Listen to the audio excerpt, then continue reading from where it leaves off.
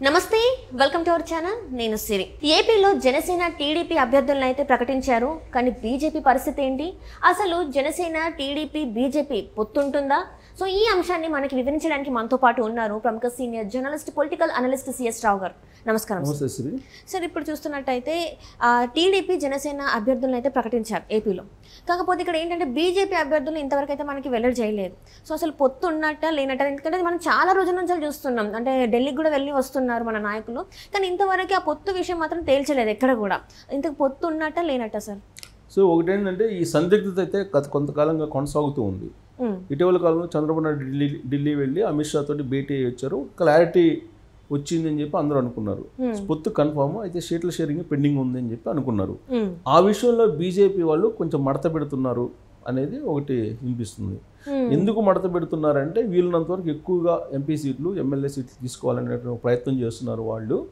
అనేది ఇంకొక వైపు ఏంటి పవన్ కళ్యాణ్ ఏమంటున్నారు నేను దండం పెట్టి వాళ్ళకి బీజేపీ వాళ్ళకి నేను ఒప్పించాను పొత్తు అని చెప్పేసి అంటున్నారు అసలు వాస్తవం ఏంటంటే పొత్తుల విషయంలో చంద్రబాబు నాయుడుకి కానీ తెలుగుదేశం పార్టీ క్యాడర్కి కానీ తెలుగుదేశం పార్టీ లీడర్లకు కానీ బీజేపీతో పొత్తు అనేది అసలు సుతారము ఇష్టం లేదు ఇది వాస్తవం ఆ పార్టీ గురించి బాగా తెలిసినటువంటి వాళ్ళు చెప్పేటువంటి మాట కానీ 2019 ఎన్నికల్లో ఏ విధంగా అయితే ఎన్నికల కమిషన్ని వాడుకొని ఎన్నికల కమిషన్ పవర్స్ను వాడుకొని నరేంద్ర మోడీ సపోర్ట్ తోటి జగన్మోహన్ రెడ్డి అధికారంలోకి వచ్చారో బాగా వీళ్ళు ప్రత్యక్షంగా అనుభవించారు ఎవరు జనసేన కానీ తెలుగుదేశం పార్టీ కానీ అలాంటి పరిస్థితి రాకుండా ఉండాలి నెక్స్ట్ ఎలక్షన్లో అనేది ఒక కాన్సెప్ట్ వాళ్ళది బీజేపీతో పొత్తు పెట్టుకునే ఆలోచన అందుకే చేశారు పైగా ఇప్పుడు జగన్మోహన్ రెడ్డి అధికారంలో ఉన్నారు అధికారంలో ఉన్నటువంటి Jaganmohan Reddy free and fair election జరిపించేదానికి సిద్ధంగా లేరు అనేది ఒకటి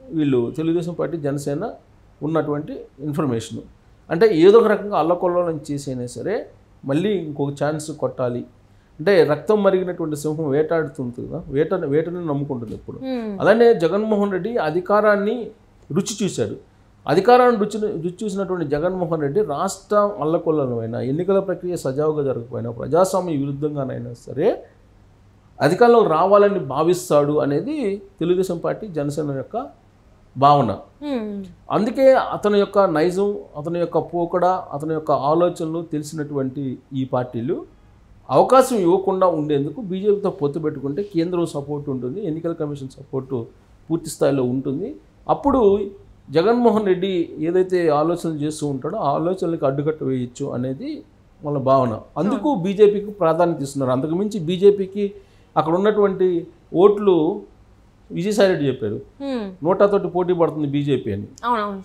సో అలాగే అక్కడ ఉన్నది 100 కన్నా తక్కువ ఉంటాయి ఆంధ్రప్రదేశ్లో బీజేపీకి ప్రజల్లో వ్యతిరేకత ఉంది అందుకే చంద్రబాబు నాయుడు నైతిక మద్దతు ఎన్నికల్లో తీసుకొని ఎన్నికల్లో మాత్రం ఎవరి వాళ్ళే పోటీ చేస్తే బాగుంటుంది అనేటువంటి యాంగిల్లో ఆయన ఆలోచిస్తూ ఆ దిశగానే అడుగులు వేస్తూ వస్తూ ఉన్నారు అంటే బీజేపీ తెలుగుదేశం పార్టీ జనసేన ఒకటే అని చెప్పి ఎన్నికల కమిషన్ భావించాలి so free and fair election నడిపించాలి జగన్మోహన్ రెడ్డికి ఒక అవుట్రైట్గా సపోర్ట్ చేయకుండా చట్ట ప్రకారం ఎన్నికలు నిర్వహించాలి దానికోసం ఏంది బీజేపీ జనసేన తెలుగుదేశం పార్టీ ఒకటే అని చెప్పి భావన కలగాలి కానీ ఒకటి కాకూడదు ప్రత్యక్షంగా ఇది లాజిక్ చంద్రబాబు నాయుడు లాజిక్ ఎందుకంటే బీజేపీతో కనుక పొత్తు పెట్టుకుంటే లాభం కంటే కూడా నష్టం ఎక్కువ ఉంటుందని చెప్పి తెలుసు ఆయనకి తెలుసు సర్వేలు కూడా అదే చెప్తున్నాయి ఒకవేళ కనుక బీజేపీతో పొత్తు పెట్టుకుంటే ఈక్వేషన్స్ కూడా మారిపోతాయి ఎలా మారిపోతాయి కాంగ్రెస్ పార్టీ కమ్యూనిస్టులు కలిసేటువంటి అవకాశం ఉంది బీఎస్పీ కూడా కలిసేటువంటి అవకాశం ఉంది కాంగ్రెస్ పార్టీ కమ్యూనిస్టులు బీఎస్పీ ఈ మూడు కలిసేటువంటి అవకాశం ఉంది సో వాళ్ళు చీల్చుకునేటువంటి ఓట్ బ్యాంక్ కూడా పెరిగేటువంటి అవకాశం ఉంది సో అలాంటి అవకాశం లేకుండా బీజేపీతో పొత్తు పెట్టుకోకుండా బీజేపీతోటికి దూరంగా ఉంటూ ఎన్నికలకు వెళ్ళి కమ్యూనిస్టుల సపోర్ట్ కూడా తీసుకొని అప్రతిహతంగా గెలవాలి అనేది చంద్రబాబు నాయుడు యొక్క ఆలోచన కానీ పవన్ కళ్యాణ్ బీజేపీతో పొత్తు పెట్టుకోవాలని ఒక పట్టుబట్టడం ఒకటి రెండేంటంటే మనకి మామూలుగా అక్కడ ధైర్యంగా ఉండాలి క్యాడరు లేదంటే రేపు ఎన్నికల్లో కొంచెం మనోధైర్యంతో ముందుకు పోవాలంటే బీజేపీ ఉంటే బాగుంటుంది అనేటువంటి భావంతో మాత్రం బీజేపీతో పొత్తు కావాలనుకుంటున్నారు సరే ఇప్పుడేంటి సరే కొంత నష్టం జరిగినా మోరల్ సపోర్ట్ వస్తుంది కాబట్టి బీజేపీతో పొత్తు కొనసాగిద్దాము అనే యాంగిల్లో చంద్రబాబు నాయుడు వచ్చారు. కానీ 100% ఆయనకి పొత్తు పెట్టుకోవాలనేటువంటి ఇష్టం లేదు బీజేపీ తోటి. కేవలం జనసేన, తెలుగుదేశం పార్టీ, కమ్యూనిస్టులు కలిసి వెళ్తేనే హైయెస్ట్ ఓట్ షేర్ వస్తుంది అనేది వాళ్ళకు ఉన్నటువంటి సర్వేల రిపోర్ట్. మరి ఇప్పటి వరకు ఇప్పుడు పవన్ కళ్యాణ్ గారు కానీ చంద్రబాబు నాయుడు గారు కానీ ఢిల్లీకి వెళ్ళి పలుసార్లు కలిశారు కదా సార్, మరి అది పొత్తు విషయం కాదంటారా? మరి కేవలం పొత్తు కోసం, ఎందుకు పొత్తు అనేది వాళ్ళ వల్ల ఓట్లు వస్తాయని కాదు, కేవలం మోరల్ సపోర్ట్ కోసం మాత్రమే కోరుకుంటూ ఉన్నారు. అయితే ఈ మోరల్ సపోర్ట్ లేకపోతే మరో ఛాన్స్ కొట్టేయచ్చు అని చెప్పి జగన్మోహన్ రెడ్డి కాచు కూర్చున్నాడు. అందుకే ఆయన కూడా ఢిల్లీ వెళ్ళొచ్చాడు. జగన్మోహన్ రెడ్డి కూడా ఢిల్లీ వెళ్ళొచ్చాడు. ఢిల్లీ వెళ్ళి రాజకీయంగా ఒక కొన్ని వ్యూహాలను చర్చించడానికి ప్రయత్నం చేశారు ఆయన నరేంద్ర మోడీ దగ్గర. కానీ నరేంద్ర మోడీ తిరస్కరించాడు అనేది అప్పట్లో వచ్చిన న్యూస్. అసలు అమిత్ షా అయితే అపాయింట్మెంట్ కూడా ఇవ్వాలి ఆయనకి. కానీ ఇప్పుడు జనసేన, తెలుగుదేశం పార్టీ పొత్తు, బీజేపీ ఈ 3 పొత్తు ఉండకూడదు అనేది కోరుకున్నటువంటి వాళ్ళలో మొట్టమొదట జగన్మోహన్ రెడ్డి ఉన్నారు. సో కాబట్టి ఢిల్లీ వెళ్ళి ఏదో ఒక రకంగా దీన్ని ఆపాలి అనేటువంటి ప్రయత్నం ఇప్పటికీ కూడా చేస్తున్నారు. మళ్ళీ ఢిల్లీ వెళ్ళాలనే ప్రయత్నం చేస్తున్నారు.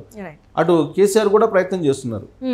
ఎందుకు కేసీఆర్ కనుక అక్కడ తెలుగుదేశం పార్టీ వస్తే బీఆర్ఎస్ పార్టీ క్లోజ్ అయ్యే అవకాశం ఉంది తెలంగాణలో. ఆయన ఈక్వేషన్, ఆయన వ్యూహం ఆయనది.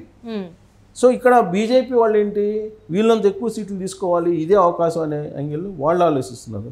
ఇలాంటి పరిస్థితుల్లో బీజేపీని పక్కన పెట్టేసి జనసేన, తెలుగుదేశం పార్టీ పొత్తు అని చెప్పి పవన్ కళ్యాణ్ ప్రకటిస్తే, బీజేపీని పక్కన పెట్టేసి జనసేన, తెలుగుదేశం పార్టీ ఒకటని చెప్పేసి సీట్లు ప్రకటించినటువంటిది మనకు దృష్టాంతం వాళ్ళు కనిపిస్తుంది.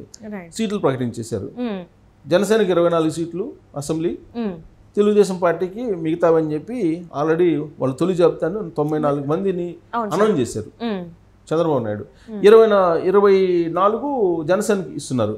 మిగతా 57 స్థానాలు ఏదైతే ఉన్నాయో ఈ 57 స్థానాల్లో బీజేపీకి కొన్నిపోతే మిగతా తెలుగుదేశం పార్టీ పోటీ చేస్తుంది. ఇంతవరకు క్లారిటీ ఇచ్చేశారు. అయితే బీజేపీ వస్తుందా రాదా అనే దాన్ని బట్టి జనసేనకి ఇంకొంతగా ఇంకొక 1-2 పెరిగేటువంటి అవకాశం ఉంది. ఒకవేళ ఇన్ కేసు బీజేపీ కనుక అలయన్స్లో రాకపోతే, కలిసి రాకపోతే ఆ 57లో ఒక 2-3 వెళ్ళేటువంటి అవకాశం జనసేనకి, మిగతా మళ్ళీ టీడీపీ పోటీ చేసేటువంటి ఛాన్సెస్ ఉన్నాయి. అయితే ఇప్పటికి కూడా బీజేపీకి ఒక ఆప్షన్ అయితే ఉంచారు. ఆ ఆప్షన్ని తీసుకుంటుందా ఓకే, తీసుకోలేదా వెళ్ళండి గుడ్. ఇది కాన్సెప్ట్ చంద్రబాబు నాయుడుది. సో ఈ కాన్సెప్ట్లో ఒకవేళ కనుక బీజేపీ కనుక పొత్తు పెట్టుకోకపోతే దక్షిణ భారతదేశం, ఒక ఆంధ్రప్రదేశ్లో కాదు, దక్షిణ భారతదేశంలో భారీగా నష్టపోయేటువంటి అవకాశం ఉంది. పొత్తు పెట్టుకోకపోతేనే నష్టం ఉండదు. బీజేపీ భారీగా నష్టపోయేటువంటి అవకాశం ఉంది. పొత్తు పెట్టుకుంటే దక్షిణ భారతదేశంలో ఆంధ్రప్రదేశ్తో పాటు దక్షిణ భారతదేశంలో ఎంతకంత ఆ పార్టీ గెయిన్ అయ్యేటువంటి అవకాశం ఉంది. ఏ విధంగా గెయిన్ అవుతుంది బీజేపీ అని అంటే, ఆంధ్రప్రదేశ్లో పొత్తు పెట్టుకుంటే తెలంగాణలో తెలుగుదేశం పార్టీ ఓట్ బ్యాంక్ బీజేపీకి వెళ్ళేటువంటి అవకాశం ఉంది. ఇదొకటి. తర్వాత దక్షిణ భారతదేశంలో తీసుకుంటే కనుక బీజేపీ బలహీనంగా ఉంది.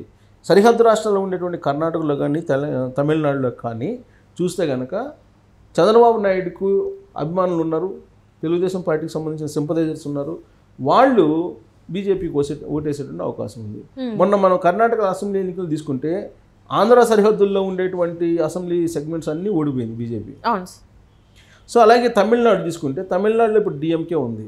ఎంతోకంత బీజేపీ ఓట్లు సంపాదించుకోవాలంటే ఆ సరిహద్దుల్లో ఉండేటువంటి అసెంబ్లీ కాన్స్టిట్యూన్సీలో తెలుగుదేశం పార్టీ సపోర్ట్ అవసరం ఆ పార్టీ. దీంతోపాటు ఇన్ కేస్ ఒకవేళ రాబోయేటువంటి రోజుల్లో సంకీర్ణ ప్రభుత్వంలో వాళ్ళు అనుకున్న విధంగా బీజేపీకి సీట్లు రాకపోతే మిగిలినటువంటి లీడర్లతో కూడా మాట్లాడి హ్యాట్రిక్ పిఎంని చేయడానికి నరేంద్ర మోడీని చంద్రబాబు నాయుడు ఎంతో కొంత ఉపయోగపడతారు దక్షిణ భారతదేశం నుంచి. ఇది ఒక కాన్సెప్ట్. రెండేంటంటే ఇప్పుడు ఆల్రెడీ ఉత్తర భారతదేశంలో రైతులకు సంబంధించినటువంటి ధర్నాలు జరుగుతున్నాయి. అది కానీ కొంచెం ఫ్లేవర్ అయితే ఉత్తర భారతదేశంలో నష్టపోయేటువంటి అవకాశం ఉంది బీజేపీ. అలాంటప్పుడు దక్షిణ భారతదేశం మీద ఆధారపడాల్సిన పరిస్థితి ఏర్పడుతుంది. సో ఇన్ని కోణాల నుంచి నరేంద్ర మోడీకి అవసరం తెలుగుదేశం పార్టీతో పొత్తు, బీజేపీకి అవసరం. తెలుగుదేశం పార్టీ వస్తే రా, లేదంటే నీ ఇష్టం అన్నట్టుగా వ్యవహరిస్తుంది. రాకపోయినా ఒకటే, వచ్చినా ఒకటే అనేది, రాకపోతే నెత్తిన పాల్పోసినట్టు అనేది తెలుగుదేశం పార్టీ క్యాడర్ లీడర్లు అనుకుంటున్నారు. బట్ చంద్రబాబు నాయుడు ఏంటంటే ఓవరాల్గా ఒక మోరల్ సపోర్ట్ ఉంటుంది, ఉంటే బాగుంటుంది అనుకుంటున్నారు. సో చూస్తే ఇక్కడ కార్యకర్తలు ఎవరైతే ఉన్నారో, కొంత కింది స్థాయి నేతలు ఎవరైతే ఉన్నారో వాళ్ళు ఫస్ట్ నుంచి అదే అంటున్నారు సార్, ఏంటంటే పొత్తు లేకపోయినా గెలిచే అవకాశాలు ఉన్నప్పుడు పొత్తు ఎందుకు, అసలు ఇష్టం లేదు అని చెప్పేసి వాళ్ళు మాట్లాడుతున్నారు. సో ఈ రోజు వాళ్ళ ఆశలు నెరవేరినట్టే అనుకోవాలా సార్? మరి సో అంటే ఇది కర్ర ఇరగదు పాము జాగదు అంటారు కదా, కర్ర ఇరగకుండా పాము జాగకుండా రాజకీయాన్ని నడుపుతున్నాడు చంద్రబాబు నాయుడు. రైట్. మోడీ కూడా అదే విధంగా నడుపుతూ ఉన్నారు. కానీ ఇప్పుడు మోడీకి అవసరం వచ్చింది. అందుకే ఇప్పుడు మోడీకి అవసరం. చంద్రబాబు నాయుడు చాలా వ్యూహాత్మక అడుగులు వేస్తున్నారు. ఇవాళ క్యాండిడేట్స్ని అనౌన్స్ చేశారని అంటే చాలా పకడ్బందీగా చాలా వ్యూహంతో ఉన్నారు. ఈ జాబితాను చూసిన తర్వాత బీజేపీ దిగొస్తుంది, దిగి రాక తప్పనటువంటి పరిస్థితి ఉంది అని చెప్పి మనం విశ్లేషణ చేసుకోవచ్చు. Right sir. Right. Thank you so much sir.